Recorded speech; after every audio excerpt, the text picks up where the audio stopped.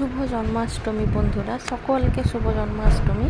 তো আজকে জন্মাষ্টমীতে দেখো আমাদের ঘরের গোপালকে কীরকম আজকে সাজানো হয়। দেখো এই নতুন জামা ওর জন্য আনা হয়েছে, ওর কাপড়, তারপরে অনেক গয়না আছে তার, সোনা রূপোর, সেগুলো সব পরানো হবে। তো আজকে বড় কিছু না, ঘরের গোপাল যেরকম ছোটোখাটো পুজো হয় একটা নতুন, সেরকমই পুজো হচ্ছে। একটু নতুন জামা পরিয়ে দিয়ে একটু ভোগ লাগিয়ে ব্যাস, আর বেশি কিছু হচ্ছে না। তো দেখো এই নতুন জামাটা পরিয়ে দিয়ে দেখো কি সুন্দর লাগছে গোপালকে। হ্যাঁ, পুরো নাড়ু গোপাল।